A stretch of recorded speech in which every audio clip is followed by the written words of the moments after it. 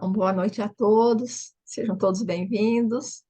É com imensa alegria que estamos dando continuidade ao estudo de Joana de Ângeles, Jesus e o Evangelho à luz da psicologia profunda. Esta é uma iniciativa do NSP, a Federação Espírita Holandesa, e os amigos da AME Brasil, sob a coordenação geral do Dr. Gelson Luiz Roberto. Hoje temos a satisfação imensa de ter a presença da nossa querida Mariane de Macedo, pela segunda vez, né? Ela vai falar do tópico ponto estratégico na postura de Jesus. Mariane, a palavra é sua. Então tá. Boa noite, queridos. É com alegria que a gente se encontra de novo, né? O capítulo que eu vou estar falando hoje é Subjetividade e Cristianismo, que é do livro do Gelson, né? A noção de indivíduo a partir da trajetória deixada por Jesus, né? E vocês vejam só a responsabilidade da gente falar, né, sobre Jesus. Nosso trabalho tem sido todo esse, né, em torno dessa figura, né, que é Jesus. A gente tem que tentar entender, né, que é esse espírito que rege todo o processo evolutivo da Terra, é o nosso governador espiritual, né? Então, quando a gente vai falar de Jesus, a gente tem que tentar olhar para isso e ver assim, ó, o significado deste espírito, né, de escola que esteve aqui entre nós e o que ficou para todos nós, né? Então, Jung nos diz o seguinte, né? A ideia diretriz de uma nova religião que se seguirá à era cristã haveria de ser a de todos, que todos são Cristo. Né? Então, veja, já Jung nos trazendo essa ideia, né, de que todos nós, então, somos Cristos. E aí nós vamos ver em Anderson também, né, ratificando esse pensamento. O que ele nos diz, né? A ideia é muito simples, tão simples, se não tomar cuidado, você a esquecerá. É a seguinte: todos no mundo são Cristo e que todos são crucificados. É o que eu quero dizer, não esqueça disso, aconteça o que acontecer, não se atreva a esquecer. Então, ou seja, ele assevera, né, que todos nós somos Cristos e todos nós, de alguma forma, somos crucificados. Então, pelas nossas, né, imperfeições, pela forma com que nós nos conduzimos na vida, a gente vai vendo, né, que passamos então por este processo de crucificação. E aí nós vamos ver então, dando continuidade a isso, né, ter o conhecimento então dessa figura desse Nazareno, qual é o significado disso na nossa vida, de nós podermos estar entendendo essa figura, esse governador espiritual, né, como esse sol que nos ilumina, como nos diz Joana de Ângeles. E aí nós vamos ver também, né, uma outra assertiva que diz o seguinte: ninguém consegue ler o Evangelho sem sentir a presença real de Jesus. A personalidade dele pulsa em cada palavra. Nenhum mito tem tanta vida assim. Nós vamos pensar então um pouquinho sobre isso. Gente, vamos tentar imaginar assim Jesus falando no Sermão da Montanha. E nós falávamos no outro encontro que nós tivemos sobre uma afirmativa de Gandhi, né? Que Gandhi disse que se toda a literatura ocidental se perdesse e restasse apenas o Sermão da Montanha, que nada nós teríamos perdido. Tá? Então, tal, né, a dimensão destes conteúdos, que é um código de ética, né, uma bússola para nos orientar, né, a vivenciar. Então, vejam, né, ninguém consegue ler o Evangelho sem sentir a presença real de Jesus. Vamos tentar pensar, então, né, no Sermão do Monte, nas bem-aventuranças, né? Quando a gente faz aquela leitura de uma bem-aventurança, a gente consegue perceber, sim, naquela mensagem a grandeza de Jesus. Então, no momento que a gente está fazendo essa leitura e quando a gente aprofunda e quando a gente analisa, automaticamente a gente consegue, né, com este aprofundamento, sentir, sim, a presença de Jesus e como são fortes essas assertivas que Jesus nos traz no seu Evangelho, né? Então, mas afinal de contas, e aí o Gelson no livro ele está fazendo a seguinte pergunta, né? Mas o que que isso significa para uma psicologia com contornos espirituais? Quais as implicações que oferece para cada um de nós? Vamos tentar pensar junto a respeito disso, né? O que isso significa para nós, né? Então, a resposta está justamente nisso, né? No reconhecimento do ser psicológico, né? E aí Jesus traz, então, essa realidade dentro de todos nós, ou seja, ele conseguia perceber, né, no indivíduo, além daquilo que ele estava externando. Então, esse ser psicológico, essa dimensão interior, e ele nos falava muito a respeito de termos posturas internas, atitudes, fé, né? Então, olha, quando ele encontrava alguém, o que que acontecia, né? Ele não fazia nenhum julgamento, nem juízo de valor. O que que ele dizia? Vá e não tornes a pecar. Então, Jesus nos apresenta uma proposta de nós sairmos do externo, desse templo de adorarmos o bezerro de ouro, o templo de pedra, da adoração externa, da superficialidade, né? Vamos pegar aquela passagem lá dos vendilhões do templo, né? Então, que Jesus está lá e ele nos fala, então, nos traz nessa mensagem, né, para que a gente realmente veja, né, esses tesouros internos e não essa superficialidade e a questão material que os vendilhões estavam ali, né, se usufruindo, então, daqueles, daquela situação no templo, né, para poder ter um ganho. Falava dos sepulcros caiados por fora, nos falava as mãos lavadas, né? Então, ou seja, a nossa verdadeira propriedade, né, é aquilo que está dentro de nós, mas não essa questão exterior. Então, qual é o significado disso tudo, né? De Jesus trazendo o seu evangelho e essa mensagem para nós? É de nós podermos perceber essa nossa realidade interna. Então, fica bem claro, né, quando Jesus nos fala a respeito, então, deste convite, né, quando ele nos traz esse convite de mudança comportamental, né? Então, nós estamos falando de algo que foi possibilitado porque Jesus esteve aqui na Terra e nos deixou essa condição. Então, ou seja, à medida que nós temos contato, né, com esses ensinamentos de Jesus, ele nos toca a alma e nos possibilita com que nós tenhamos a condição de assimilar esses ensinamentos. Pensemos todos nós, se Jesus não tivesse vindo aqui na Terra, como é que nós assimilaríamos esses ensinamentos? Então, graças ao fato dele ter vindo aqui na Terra, dele ter trazido o Evangelho, desse Evangelho ter chegado às nossas mãos, é que nós fomos tocados por esses ensinamentos, né? E aí ele nos traz então essa realidade, ou seja, a realidade interna, né? Então o que que ele vai fazer quando ele chega aqui? Ele revoluciona, ele faz uma verdadeira revolução, né? Porque ele traz uma nova realidade para o indivíduo, né? Então, e ele, Jesus, é o arquétipo do homem integral, né? E o exemplo máximo para que nós possamos chegar, né, a essa condição de criaturas no processo evolutivo, né? Então, que Jung nos traz, né? Jung nos diz o seguinte, que todo o processo de individuação se chega pela figura do Cristo. É impossível individuar sem passar por ele.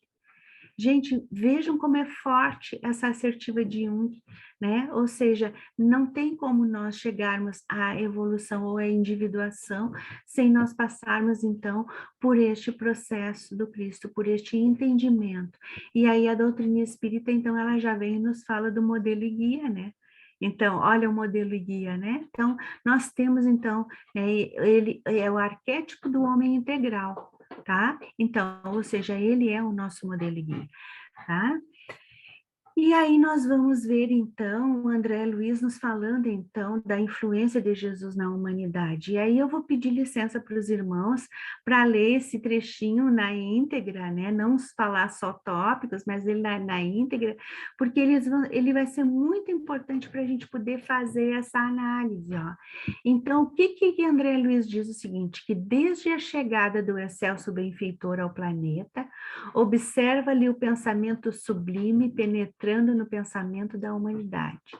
Dir-se-ia que no estábulo se reúne pedras, arbustos, animais, criaturas humanas, representando os diversos reinos da evolução terrestre, para receber-lhe o primeiro toque mental de aprimoramento.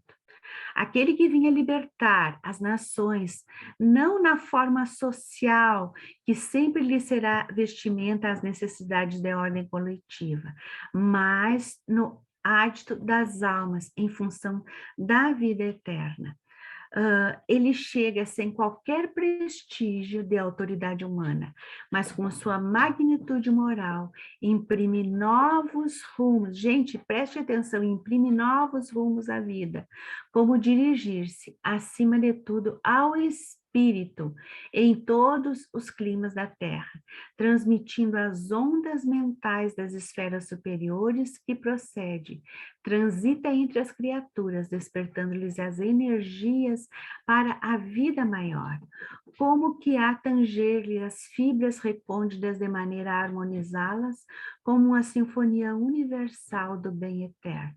Vejam que profundo, né? Então, esse pensamento que André Luiz nos traz. Então, o que nós precisamos estar olhando em relação a isso que ele nos traz, né? A gente primeiro precisa contextualizar, né? Em que circunstância é que Jesus vem à Terra, né? A situação de sofrimento daquele povo, a maioria analfabeto, né?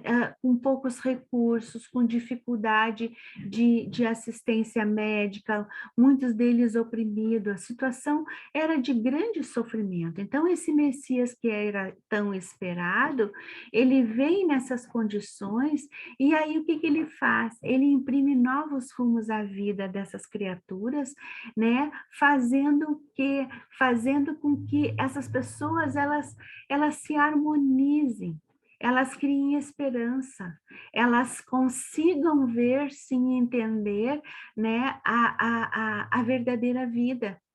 Né? Então, por mais sofrimento que elas tivessem, Jesus, então, transmite essas ondas mentais de esperança a este povo, a essas criaturas. Vamos trazer um pouquinho, então, para nós, para a nossa realidade, para a nossa vida, né? Quantas vezes nós somos influenciados, gente, né? Por uma pessoa que nos diz alguma coisa. Ah, vai lá, toma esse remedinho, porque eu tomei e eu melhorei. A gente não se sente influenciado, a gente se sente, né? Ah, não, tu faz desse jeito porque eu fiz, deu certo para mim. A gente vai lá e faz. Agora vamos tentar imaginar como que essas pessoas não seriam influenciadas e tocadas pelo pensamento de Jesus. Né? Então, esse pensamento de amor, né? Esse pensamento de esperança, e esse pensamento, né? Voltado para quê? Para o espírito imortal. Ou seja, dando sim esperanças, né, para aquelas criaturas. Né? Então, ou seja, por mais dificuldade que os indivíduos encontrassem naquele momento, Jesus estava oferecendo, então, novos rumos. Né? Então, o que seriam esses novos rumos, né, gente? Né? Era novos rumos, ou seja, uma nova diretriz, né, para que as criaturas pudessem, então, despertar, né? E ele conseguiu despertar em todos nós, né? Então, Jesus, ele vai e descortina, tira o véu dos olhos, né? E apresenta esse novo mundo. E que mundo é esse? É o mundo subjetivo do espírito que somos. Tá? Então, ou seja, assim, ó, ele como base, ele, né, é a base da sustentação, então, da humanidade, e aí ele vai romper com todos aqueles padrões que as criaturas viviam, né? Então, ele passa a falar do espírito, e é justamente isso que faz, então, com que as pessoas se sentissem tocadas e despertassem, então, para essa nova realidade, a realidade do espírito imortal. né? Então, no livro, né, eu vou fazer a leitura na íntegra ali, ó. Temos para isso que vencer o nosso próprio demônio. Não podemos esquecer as tentações de Jesus no deserto, quando ele se defronta com seu pior inimigo, o demônio, do poder que lhe oferece um reino. Mas ele foi capaz de compreender e recusar, dizendo: meu reino não é deste mundo. Tá?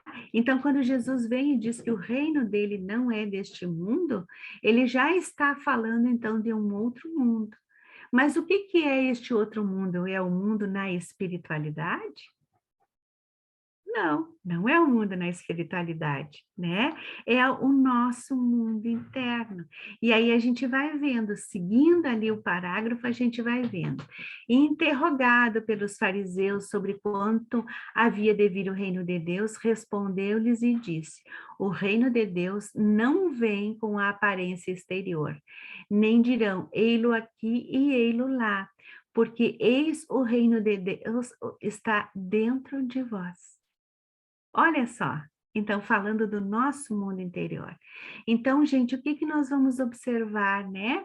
Que essas duas afirmações, elas demonstram muito clara, né, essa nova perspectiva, né, que nós precisamos então buscarmos esse nosso próprio caminho que é individual, né? Então este mundo interno, e ele este mundo interno é muito mais do que a gente pode imaginar, né? Ele é o nosso objetivo maior.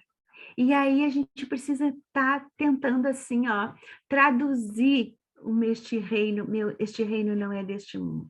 Então vamos tentar pensar junto, né? O Gelson é que diz assim, ó, que existe um recanto na nossa alma com vários aspectos internos dentro de nós. Né? Então, nós temos uma história reencarnatória, nós vivemos em corpos femininos, nós vivemos em corpos masculinos, em vários momentos, assim, diversos momentos, nós vivemos na abundância, nós vivemos na escassez, né? E aí nós temos, então, o quê? Esses personagens que habitam dentro de nós. Né? Aquele ser que nós fomos, ele ainda ecoa na nossa alma, na culpa, nas más tendências, nos impulsos, no aprendizado, nas emoções que ficaram, no trauma que nós vivemos, no trauma que foi gerado. E aí é que entra a nossa compreensão, né? Então, nós precisamos ter todo esse trabalho de reunir esses personagens e fazer com que do nosso mundo interno, o reino dos céus. Então, vamos tentar pensar junto, né? Juntar todos esses personagens que nós fomos no passado. É muita gente para nós organizarmos, né?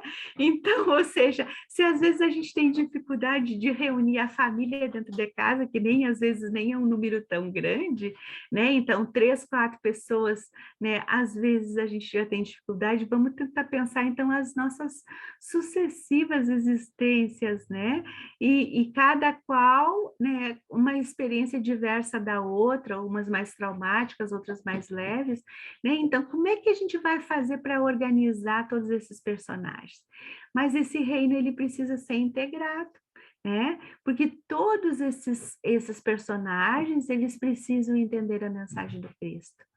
Só que vamos tentar, então, falando, né, nesses vários personagens. Talvez a gente tenha tido personagens na nossa existências pretéritas que tenham sido totalmente contrários ao Cristo.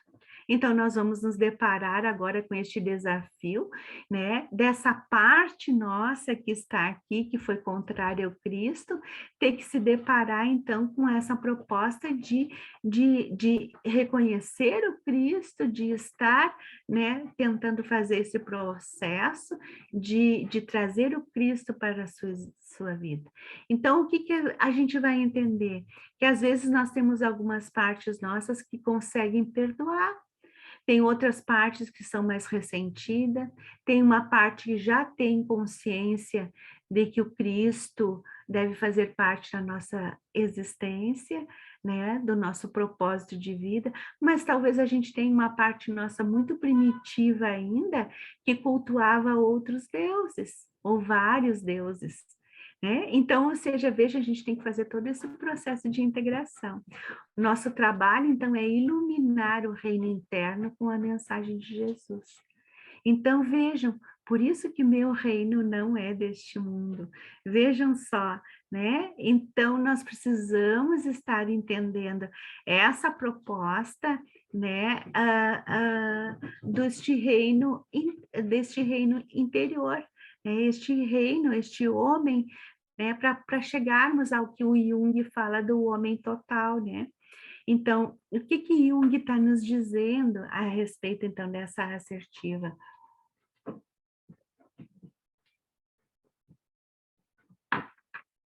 Existe um homem, né? O esforço que nós precisamos fazer para realizar este homem total. Então, esse homem total, ele está oculto, né? E ele ainda não está manifesto. E que nós precisamos, então, auxiliar para que esse homem, então, saia dessa situação, que ele se manifeste, para que nós possamos, então, né, chegarmos a este amplo futuro. E aí, gente, o que que a gente percebe, né? Que Jesus fala o tempo inteiro, né? Para que a gente não olhe para fora, para que a gente não viva para fora, mas que a gente possa, né, ter essa vivência interna, tá? Então, Jesus está nos fazendo sempre essa proposta de poder olhar para dentro de nós, ou seja, né, ele está nos falando então dessa subjetividade. Tá? E o que que é essa subjetividade quando a gente quando a gente faz a leitura, né? Então nós estamos falando, ou seja, deste mundo interno que nós encontramos aonde? É na alma, né? Então, ou seja, não é na horizontalidade, né? Não é de acordo com a visão materialista, não é de acordo com a visão de ego, mas é um eixo, né, vertical, então, da vida, é essa conexão do espírito imortal que nós somos. Este mundo interno é aonde a gente encontra, então, quem? A alma, né? Tá? E aí a gente vai vendo o quanto nós somos desafiados. E aí depois no livro, o Gelson nos traz então aqui, ó, algumas contribuições deixadas por Jesus com a noção de mundo interno ou subjetividade. Né? A primeira coisa que ele nos apresenta aqui, a libertação da psique infantil. Tá? Gente, é de nós estarmos no mundo e entendermos que existe um propósito para a vida, né? Ou seja, sairmos dessa questão de que somos vítimas e que os outros precisam nos cuidar e de nós sairmos deste entendimento ainda de que precisamos do reconhecimento constante das pessoas. Isso é um comportamento infantil, imaturo. Quando nós entendemos que existe um propósito muito maior e que a maturidade psicológica, ou seja, que este entendimento que como espíritos nós precisamos dar conta dessas nossas fragilidades, desses nossos próprios conflitos, que não é o outro que, que nos modifica, que nos transforma, mas que nós mesmos, quando nós nos assumimos como seres espirituais, é que nós saímos, então, desse comportamento, dessa psique infantil. Tá? A segunda proposta, né, é a operacionalização sobre os problemas dolorosos da vida, né? Então, ou seja, assim, a partir do momento que nós saímos do comportamento infantil, nós passamos, então, a lidar com as questões que a vida nos apresenta de forma, então, mais madura, né? Ou seja, entendendo que vamos ter desafios de vida, mas nós não podemos problematizar essa existência. Então, esses problemas dolorosos da vida, eles estão conectados com este ser espiritual que nós somos. Então, com certeza, vamos ter que dar conta, né? Mas não agirmos como aquelas criaturas que acham que Deus castiga. Por quê? Porque aí nós ficamos parados no mesmo lugar. Então, ou seja, operacionalizar, né, essas situações que a vida nos apresenta, é você poder ter este olhar ampliado em relação às situações que você vivencia e poder, então, dar conta disso, sem vitimização, né? Então, entendendo o seu próprio processo de evolução, e aí a Joana diz o seguinte, assim, ó, que o ser consciente é aquele que não se culpa e nem se desculpa. Tá? Então, se nós estamos fazendo alguma coisa que fez com que a nossa vida ficasse mais problematizada, né, é a hora da gente poder se responsabilizar e fazer essa mudança comportamental. Tá? Entendimento dos sintomas como condição própria de cada um e por isso superável por nós mesmos. Esses sintomas que muitas vezes aparecem na nossa vida, né, o que que é? Né? São as nossas escolhas. Né? Então, não existem, né, doenças, existem doentes. Por quê? Porque à medida que nós infringimos as leis de Deus, nós vamos estar, né, nos afastando dessas leis. E a partir do momento que nós nos afastamos dessas leis, nós criamos situações dolorosas de sofrimento e vamos automaticamente apresentar alguns sintomas que nos coloquem numa situação de adoecimento. À medida que nós entendemos que temos essa força, ou seja, essa centelha divina dentro de nós, e que nós podemos desconstruir, né, alguns comportamentos, nós vamos então buscando novamente um rumo para a nossa existência. Né? Uma nova racionalidade, ou seja, de você poder estar raciocinando em cima, né, dessas propostas que o Evangelho nos traz. Né? E aí a gente vai vendo, né, que tudo aquilo que Jesus nos trouxe no Evangelho está intimamente ligado com a proposta, né, do Consolador prometido.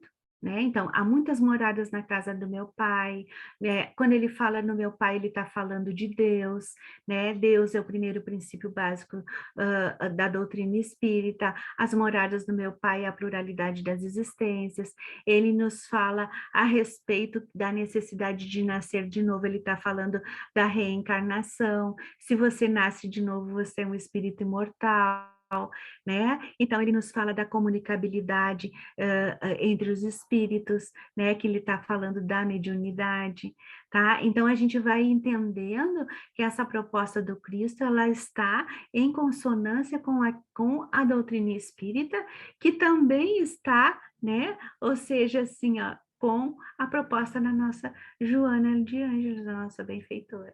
Né? Então, o que a gente vai entendendo, né? Que tudo está conectado realmente. Outro ensinamento é a descoberta da capacidade de mudança e poder pessoal, ou seja, o livre-arbítrio. Todos nós podemos nos modificar. Aliás, gente, é para isso que nós estamos reencarnados. É para mudar. Né? O nosso projeto reencarnatório, ele foi desenvolvido para o êxito. Ele não foi desenvolvido para que nós viéssemos aqui para sofrermos, não. A proposta de um projeto reencarnatório é justamente porque Deus entende que nós temos essa capacidade de mudança, né? Então, e este poder pessoal. E aí, novamente, nós vamos falar sobre a assertiva de Jesus. O que ele dizia cada vez que ele curava, que ele atendia alguém? Ele dizia, vá e não tornes a pecar. Então, não recaia, não recorra no mesmo erro, né? Então, por quê? Porque ele acreditava nessa capacidade de mudança, né, dos seres humanos. Né? Então, uma nova perspectiva de vida, tá? Também é outra contribuição de Jesus, né? E quando nós falamos de vida, a vida ela é eterna, a existência que é a cada reencarnação, mas a vida é eterna. Então, assim, se tu tem uma nova perspectiva de vida, você entende que como espírito imortal, né, essa vida ela vai se dar de acordo com as tuas etapas, com cada vivência, com cada reencarnação sua. Então, tu tens uma nova percepção, né, do que tu estás fazendo aqui e qual o teu propósito, qual o teu objetivo, né, que é a evolução. E o reconhecimento do mundo interno e a conquista de si mesmo. Então, olha, o mundo interno, né? Então, ou seja, este nosso reino interior, este ser que está aqui e que precisa estar integrado, né, com as suas vivências, né, com essas vários personagens que nos habita, para que a gente possa ter a conquista de si mesmo. E a gente só vai conseguir a conquista de si mesmo quando a gente puder reconhecer realmente, olha, tem uma parte de mim que é muito ressentida, tem uma parte de mim que é muito orgulhosa, tem uma parte de mim que é muito vaidosa, né? E aí, quando a gente consegue entender isso, que isso faz parte de nós, que não tem como nós negarmos, né? Fica muito mais fácil da gente tratar, porque a gente só consegue fazer uma mudança quando a gente aceita. Vamos tentar pensar assim, ó, se eu tenho o nariz bem feio, né? Eu só vou conseguir buscar um cirurgião plástico para fazer uma cirurgia plástica no meu nariz se eu reconhecer que ele é feio. Porque se eu achar que ele é bonito, eu não vou buscar um cirurgião plástico. Então, a mesma coisa são as nossas imperfeições. Eu tenho que reconhecer as minhas imperfeições morais, porque só a partir do reconhecimento dessas minhas fragilidades, desses conflitos que me habitam, é que eu vou buscar uma nova postura. Então, eu preciso olhar e reconhecer para que eu possa me mobilizar para a mudança. E aí, a última contribuição, então, é a experiência de comunhão, a gratidão, gente. Como nós temos dificuldade de agradecer as pessoas. E a gratidão é algo que nos liberta, é algo que nos aproxima de Deus. Mas não é aquela gratidão, né, que é congratulatória, né? Aquela coisa do dar e receber. Não, gratidão é quando tu oferece, né? Quanto mais tu oferece gratidão, melhor você se sente. É diferente daquela coisa, daquela situação que tu faz algo para a pessoa e fica esperando que ela te dê, te agradeça ou te reconheça, né? Isso não, né? Isso é congratulação. Não é gratidão. A gratidão é aquilo que você faz desprovido de qualquer interesse e que tu aprende a oferecer, né? Então, quanto mais você oferece, mais você se sente feliz, né, de ter oferecido algo às pessoas, né? Então, isso é gratidão. A gratidão liberta, tá? A gratidão, ela te dá plenitude e ela te aproxima cada vez mais de Deus. Tá? Então, o que que nós temos aqui também, né, no livro, né? Então, o Gelson nos fala assim que um teólogo, então, foi Joaquim de Flora, teólogo do século XII, e ele postulou 3 períodos da história no mundo: a idade da lei, a do pai e a idade do evangelho ou do filho. Tá? Mas aí, se nós formos fazer uma relação com esses estágios, né, anteriores ao Cristo, e depois da vinda do Cristo, nós vamos ver no Evangelho segundo o Espiritismo o quê? A primeira revelação, Moisés. Tá? Então, ou seja, assim, a primeira revelação cristã, ela foi Moisés. E aí, o que que nós vamos perceber, então, nessa primeira revelação cristã?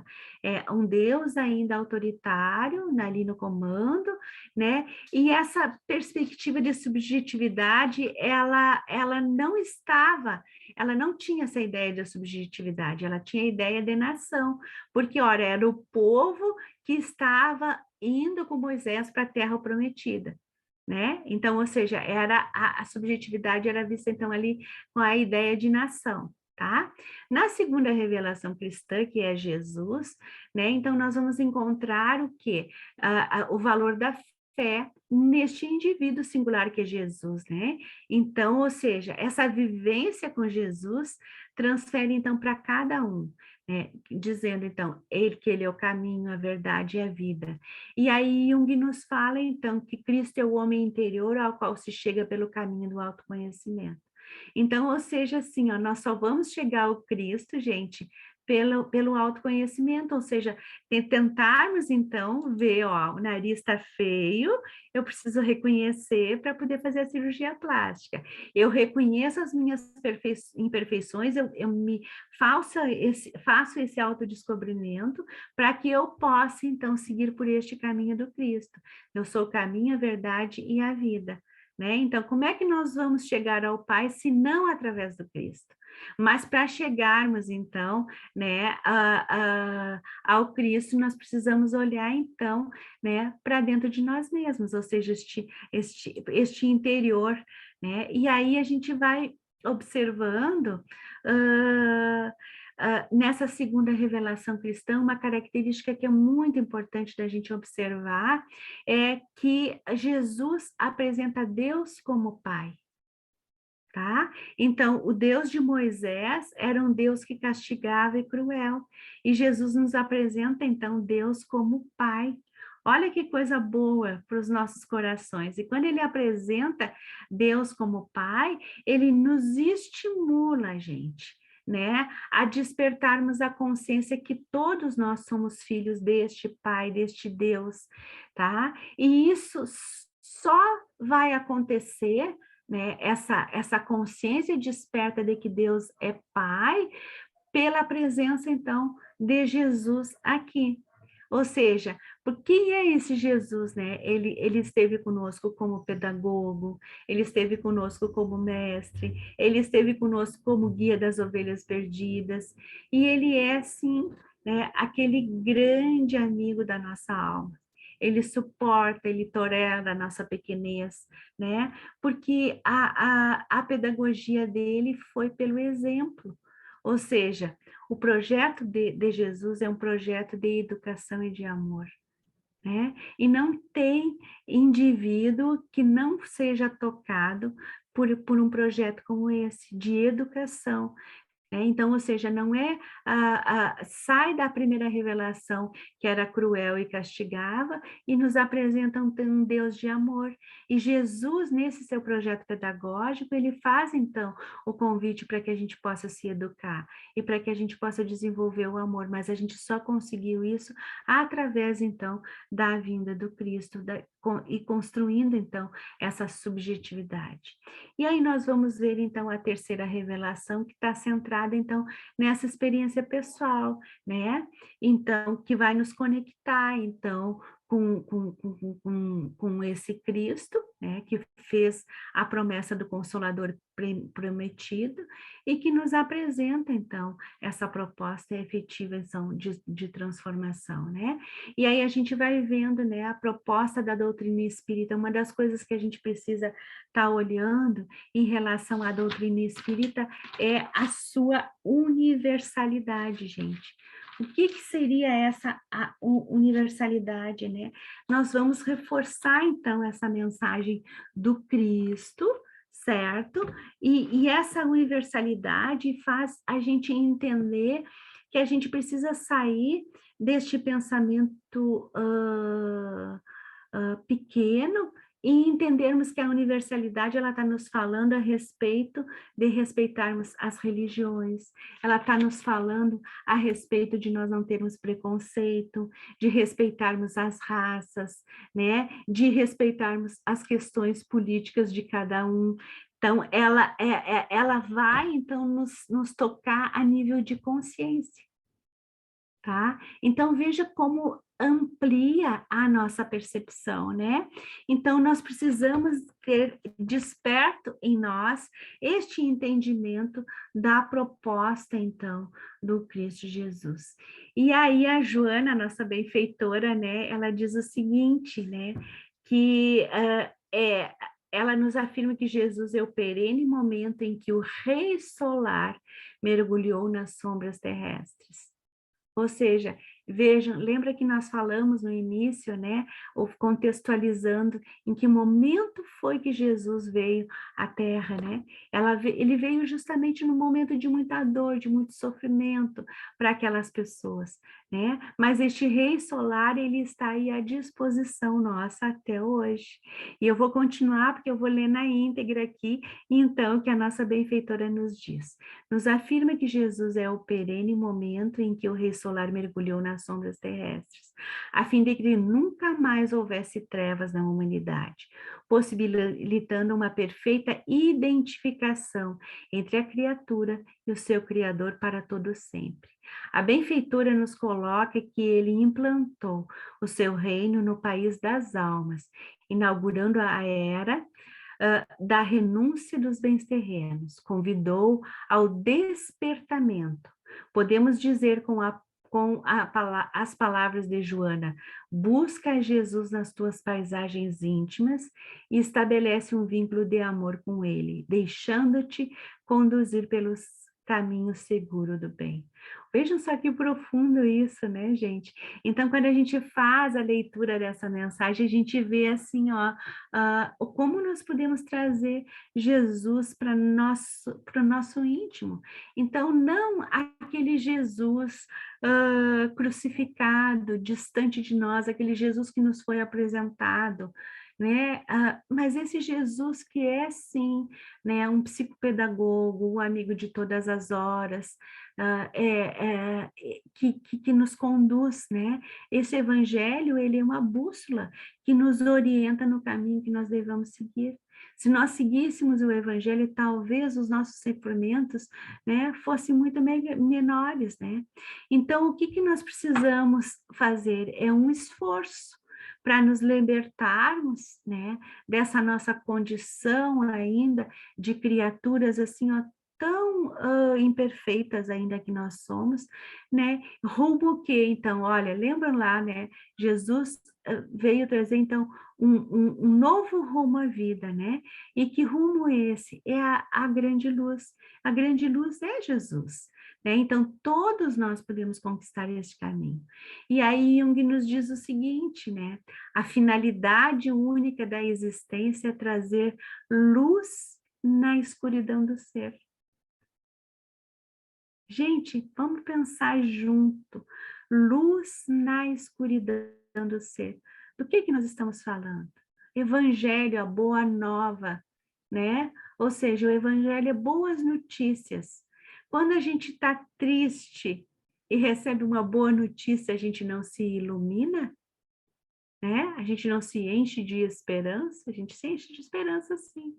Então, a finalidade única da existência é trazer luz na escuridão do ser. Nós ainda vivemos nas nossas sombras internas, né? E o evangelho, ele vem a nos iluminar.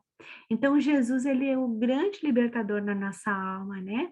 E aí, para nos trazer esse entendimento que ao seguirmos o evangelho, ao seguirmos as leis de Deus, nós seremos espíritos capazes e livres, né? Então, ou seja, abrindo esse caminho para a conquista individual, né, de cada um, né, conscientes de que nós podemos ser um Cristo.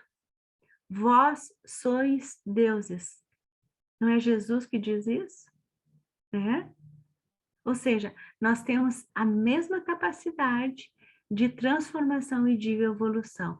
Temos que caminhar bastante ainda? Temos, mas nós temos toda essa potencialidade de alma à nossa disposição para que a gente possa, então, fazer essa trajetória.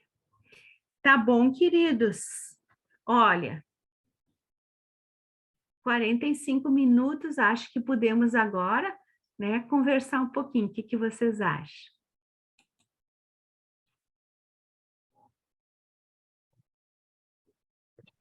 E atento às perguntas não houveram, mas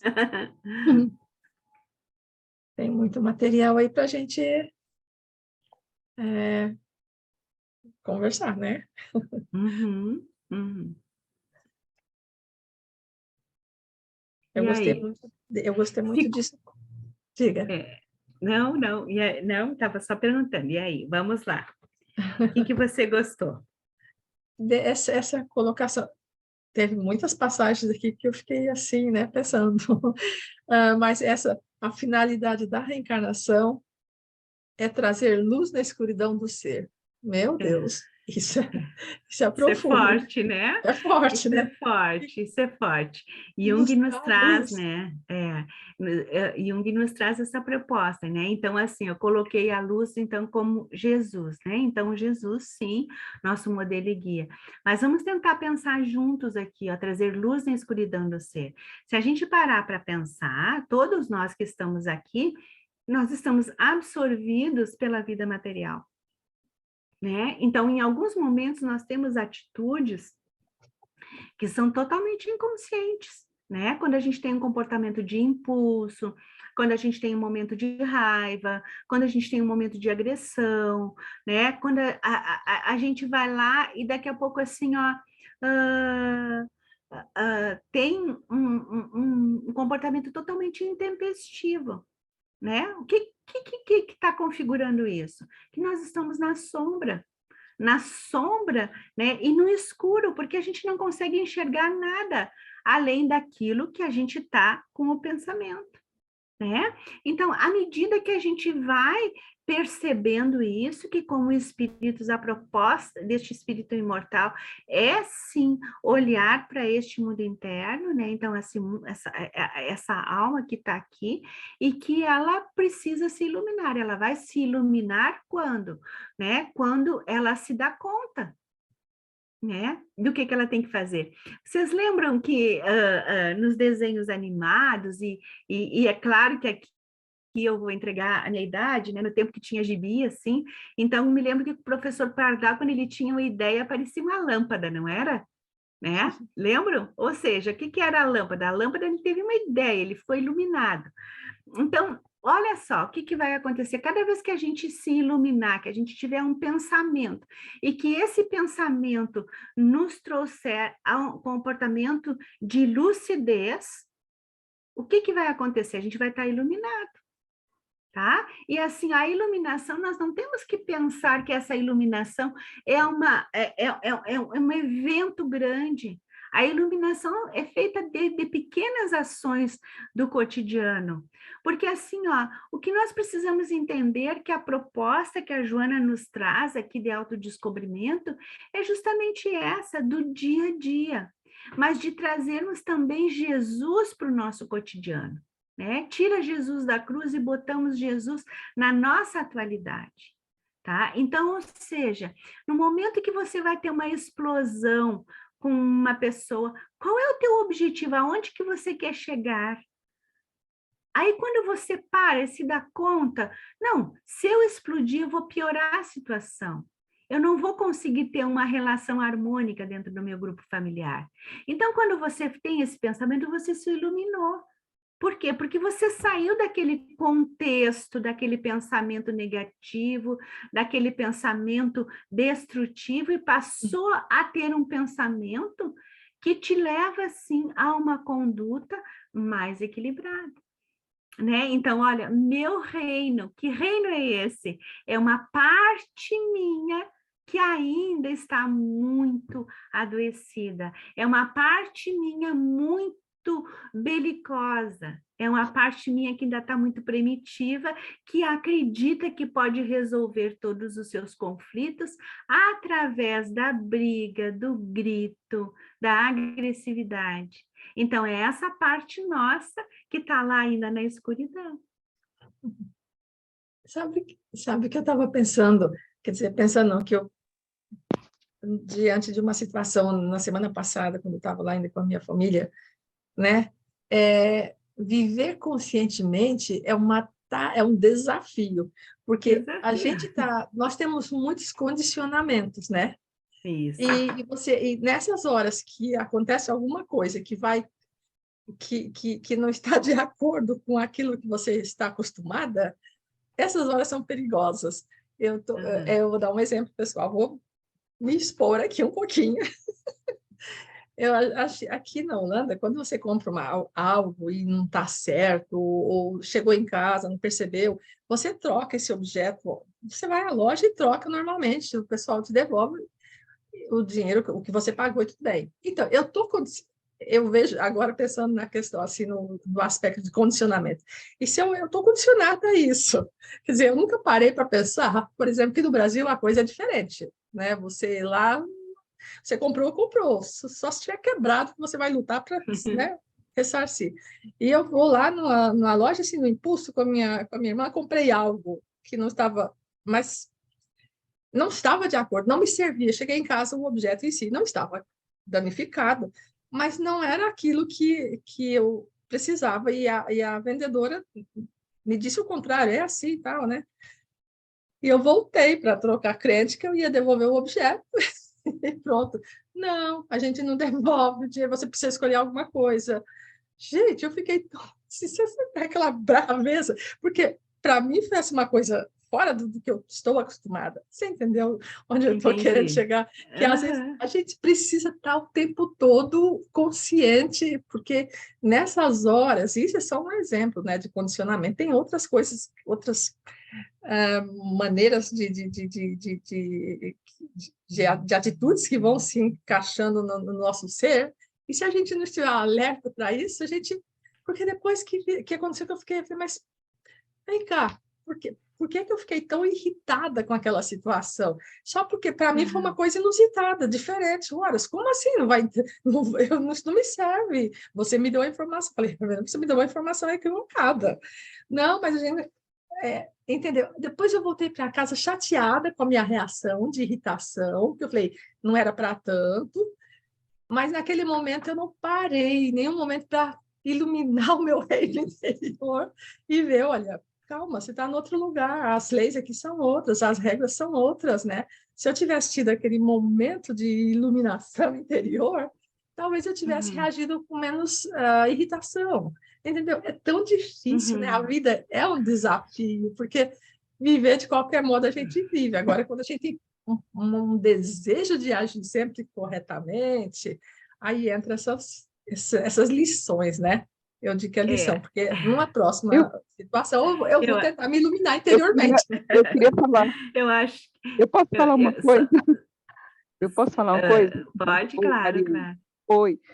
Tem várias frases que você colocou que realmente é para a gente ficar, né, mastigando aqui na nossa cabeça, mas uma coisa que eu percebi, diante de tudo, para resumir, é como se a proposta fosse a gente quebrar certos padrões que a gente cria de acordo com a sociedade que vivemos, que é isso que causa, como você falou aqui, que a doença não existe, entendeu? Então, a gente, através desses efeitos, como o exemplo que Maria deu, situações em volta da gente que afetam o nosso íntimo, mas são coisas que a gente, como se a gente tivesse, é, talvez uma forma de defesa, a gente encapsulou, entendeu? Esse ser dentro da gente e que a gente tem que desconstruir para poder a gente, né, crescer, né, para poder a gente realmente não ter essas doenças, né? Mas eu fico questionando, a gente compreende tudo, a gente, de uma certa forma, a gente compreende as informações que é dita pelas essas palestras, mas a teoria é uma coisa. O dia a dia, como a Maria disse, é muito difícil. Certas situações a gente diz, opa, peraí, entendeu? Refletir, porque no calor do momento que está acelerando a situação de horário, de dar aula, de ir para um canto e para o outro, a gente percebe que o controle foge. É como se a gente se oferecesse para o mundo, mas a gente esquece do nosso íntimo. É uma coisa que você falou também, que a gente necessita, eu acho que a maioria, acredito que sim, de uma confirmação da sociedade, de uma confirmação do que está mais próximo da gente. E a Uhum. gente tem mania de não agir primeiro, a gente reage, entendeu? A gente não para para serenar e, opa, Uhum. entendeu? Espera aí, eu vou, entendeu? Então, sempre a gente reage. Então, eu acho que talvez seja um momento, um fato de criação da sociedade, que a gente vem realmente de uma forma, um formato que é como se, olha, a sociedade é assim, você tem que encaixar nesse padrão, você não pode sair desse. Quando sai, é uma louca, entendeu? Então, eu fico um pouco confusa nessa parte de entender a teoria e, peraí, mas por que isso não, eu não consigo? Entendeu? Uhum. Claro, tem muitas coisas aqui que eu vou ficar repetindo, vou ficar lendo para repetir na minha cabeça. Tá bem, mas eu acho bem importante, assim, gente, a gente tem todos os instrumentos para se modificar, né? Então, assim, ó, a gente não está dizendo aqui que é fácil, mas a proposta de Jesus é justamente assim, nos apontar o caminho, nos trazer essas ferramentas para que a gente possa modificar. Nós não vamos conseguir isso de um dia para o outro, tanto é que quantas encarnações a gente vem vindo aqui, ó, tentando se melhorar a cada tempo. Mas tenho certeza que de todas as encarnações que nós temos, essa é a melhor. Por quê? Porque a gente já consegue tirar 1 hora por semana para fazermos os nossos estudos, para estarmos olhando para isso, né? E então, e já consegue dedicar algum tempo a mais para talvez um horário para fazer um trabalho voluntário e outras coisas. Então, assim, ó, a gente está no caminho. Não é fácil? Não, não é fácil. Mas a gente tem que ter o propósito. Então, no momento que a gente tem a teoria e que essa teoria fica só no livro, tá? O que que vai acontecer? A gente vai aderir ao Cristo de forma superficial. Então, nós estamos imitando Cristo, e isso está aí no capítulo. Né? Então, enquanto nós estivermos apenas imitando o Cristo, tentando ser bons, ou termos um discurso de que somos bons, né? A gente vai ser os mesmos sepulcros caiados, né, que Jesus falava. Agora, à medida que a gente entende que a proposta dele é de realidade interior, é de olhar este reino interno que nós temos e esses vários personagens que estão aí. Daqui a pouco nós vamos ser extremamente amorosos com uma vendedora e vamos ser extremamente antipáticos com o porteiro do nosso prédio. Então, este personagem que estava lá com a vendedora foi afável, dócil, mas daqui a pouquinho a gente foi. Alguém nos fechou no trânsito e antes da gente chegar em casa e a gente está entrando no prédio e o porteiro nos dá boa tarde e a gente passa reto e nem... Por quê? Porque ficamos fixados naquilo que aconteceu conosco no trânsito. Então, quando a gente sai da infância psicológica, e aí eu acho que entra esse desafio grandioso da gente não agir como criança ferida, ou seja, assim, eu estou furioso com uma pessoa, eu vou lá e desconto na outra. E essa é a nossa criança, é a nossa infância psicológica. Porque quando a gente se dá conta dos próprios atos, é o momento que a gente tem que escolher uma nova maneira de agir. É natural que a gente se irrite, é natural, não existe, lembra, não existe sentimento certo ou sentimento errado. Sentir, todos nós sentimos. Mas o que a gente faz com esse sentimento que a gente tem? Eu senti raiva da vendedora porque ela não quis me devolver o dinheiro. Mas o Código do Consumidor diz que o consumidor tem direito a devolver até 30 dias aquela mercadoria. Certo? Então, talvez, se a Maria tivesse, sei lá, insistido mais, né, e fosse atrás dos direitos, o que que acontece? Muitas vezes nós brasileiros somos responsáveis por isso, a gente não vai atrás dos nossos direitos, e é por isso que muitas vezes essas coisas passam batidas. Agora eu quero trazer uma coisa que eu acho que é bem importante para que a gente pensar. Gente, Jesus era visto de que forma? Como um revolucionário. Jesus não se contentava com aquelas coisas que estavam ali pré-estabelecidas, ele era um revolucionário. Tanto é que ele expulsou os vendilhões do templo, tá? Ou seja, ele ia, né, lá no fundo, tirando, né, mostrando a hipocrisia das pessoas. Então, quando nós aderimos a seguir Jesus, a gente tem que ter muita clareza disso. A gente não vai agir e nem pensar como antes. A gente pensava que ficava quietinho. E muitas vezes a gente escuta as pessoas dizer: ah, mas tu não é espírita. Como se o fato de você ser espírita, né, te impedisse de você dizer aquilo que você pensa. E é claro que nós não vamos dizer isso de maneira agressiva, mas nós podemos expor que a gente está descontente com alguma situação. e termos o direito de ir em busca daquilo que é correto, né? Então, acho que isso é muito importante, né? Então, assim, ó, essa subjetividade, né, que Jesus, né, nos mostra, a gente precisa aprender a conciliar, então, essa subjetividade com os ensinamentos cristãos. Então, nós podemos dizer não, nós podemos errar, mas tentar, a partir do momento que a gente se deu conta do erro, tentar fazer uma proposta de modificação. E isso não é para os outros, é para nós. É a gente entender, eu quero ser um ser humano melhor. E como é que eu faço isso para ser um ser humano melhor? Né? Então, assim, vamos tentar pensar nos direitos humanos, né?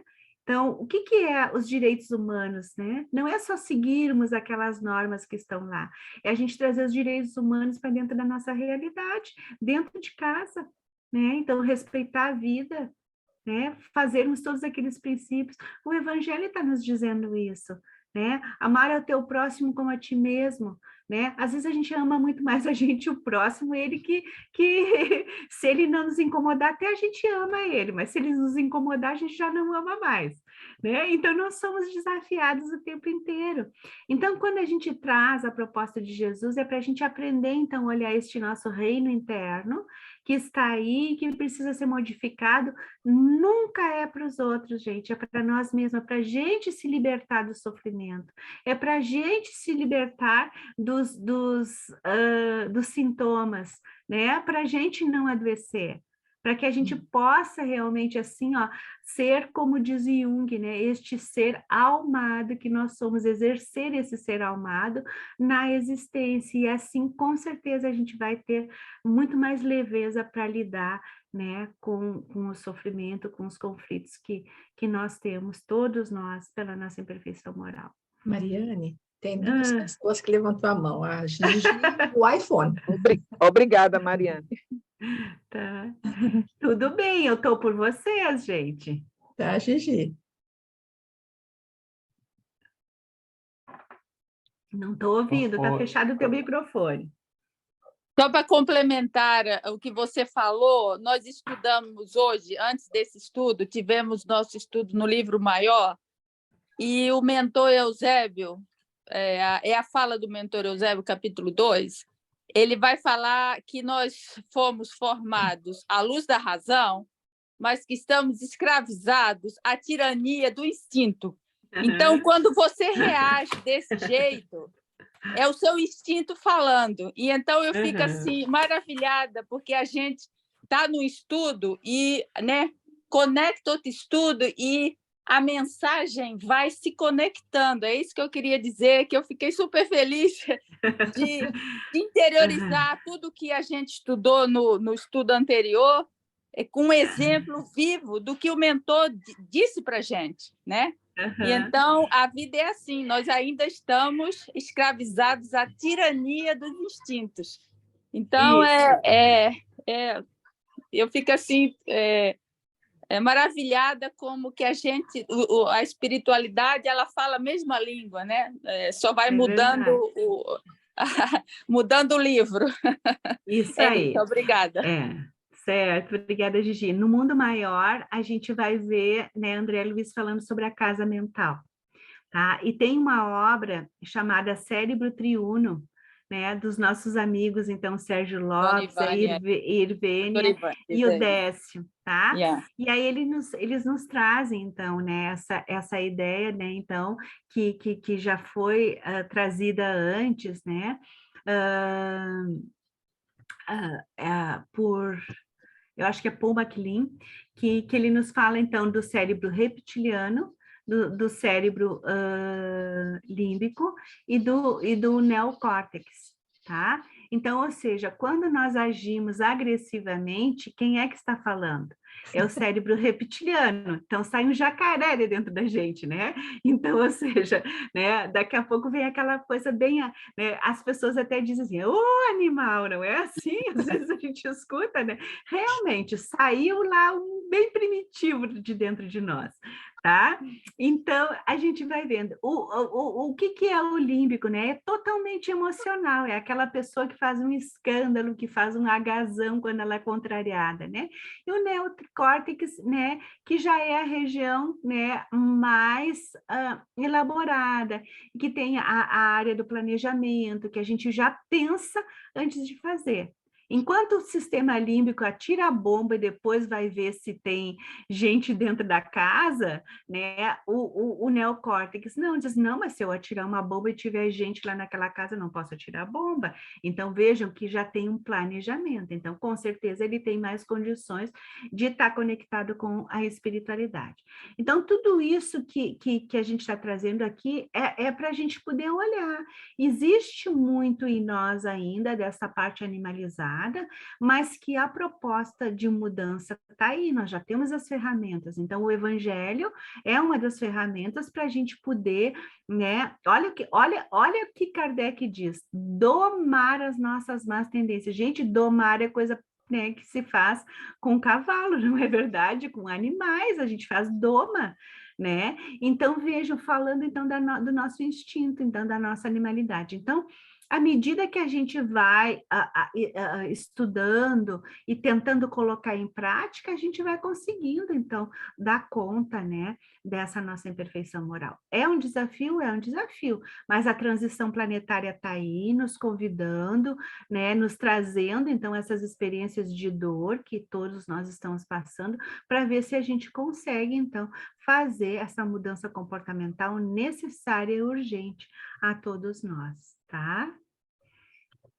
Tinha uma outra pessoa que tinha levantado a mão, mas agora já não estou vendo, é do iPhone. Eu não sei quem é que está. Quem é o iPhone? Sou eu, Maria, a Cris. Peraí, sou eu, a Cris. Nós ouvindo, já passamos uns Maria? minutinhos, mas eu acho que não podemos, né? Então, tudo bem. Vai lá, Tá Cris. ouvindo, Maria? Ah, tá ouvindo. Sim, Não, estamos.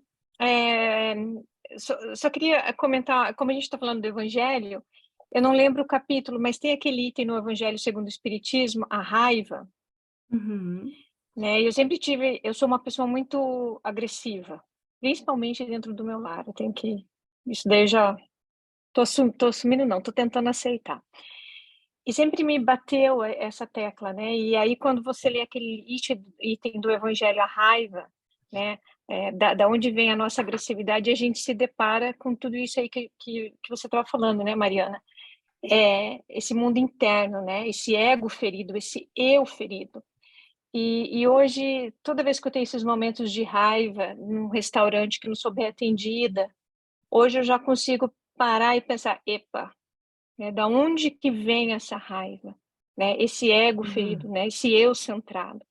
Então eu queria deixar aí recomendado para o pessoal aí ler esse item da raiva do Evangelho segundo o Espiritismo, que lê com esse olho, com essa visão de autodescobrimento, né? Descobrir o que tem por trás, né? O que fere esse eu. Para mim foi muito consolador esse item. E também, quer dizer, tem todo o Evangelho, né? É a nossa bússola, mas também uma bússola do autoconhecimento. Então, eu só queria comentar isso, deixar essa dica do item a raiva. Eu não lembro o capítulo, se alguém souber. Tá bem. Olha só, eu vou trazer uma coisa. Eu trabalho muito comunicação não violenta, né? Na minha área de atuação, eu trabalho com justiça restaurativa e trabalho muito comunicação não violenta. E o Marshall Rosenberg, ele nos diz o seguinte, assim, que todo o comportamento em desalinho, ele tem uma necessidade não atendida. Então, quando eu sinto raiva, eu tenho uma necessidade que não está sendo atendida. Às vezes é importante a gente olhar, entrar em contato com esse sentimento, com essa emoção que está ali, para a gente tentar entender a serviço do que essa emoção está ali. Tá? Então, ou seja, a raiva não é uma coisa ruim se eu colocar ela para me movimentar, né? Então, como eu uso essa raiva? Eu uso essa raiva para agredir ou para me movimentar? Então, a gente precisa estar entendendo, aprendendo a olhar para a gente. E assim, ó, então, para finalizar, quem assistiu aquele filme do Divaldo, tem uma passagem quando ele está lá no berçário e que ele recebe aquela criança. A Joana chega e diz para ele assim: Divaldo, ao término dessa existência, você verá que as suas lutas nunca foi entre você e o outro. Elas sempre foram você e você, tá? Então, acho que isso fica para a gente poder estar pensando, gente. O desafio é nosso, né? O projeto reencarnatório está aí, ele foi feito para o êxito, mas a gente precisa, então, buscar, né, este nosso reino interno e iluminar, né, através, então, dessa proposta do nosso Mestre Jesus, né? Mas que bom que a gente já consegue falar sobre Jesus e trazer ele para a nossa atualidade, né? Então, isso é uma bênção realmente que a gente tem. Tá, queridos? Por mim, eu ficava até a meia-noite. Nós também, mas tem pessoas que têm compromisso, né? Mas, Mariana, é muito bom esses estudos, é uma bênção, porque vai fazendo a gente, vai trazendo a luz que a gente precisa para o nosso interior. E essa luz, como você bem disse, é Jesus, né? Mas a gente vai se autoconhecendo através dessas situações que acontecem, né? E agradecemos imensamente a tua colaboração hoje e até a próxima, né? Até o Até a próximo. próxima. E eu vou já parar a gravação, mas eu vou deixar o pedido que você depois poderia fazer a nossa prece de encerramento. Faço, claro que sim, faço sim. Tá, então eu vou parar aqui e já ansiosos pelo próximo encontro. Tá bom, querido.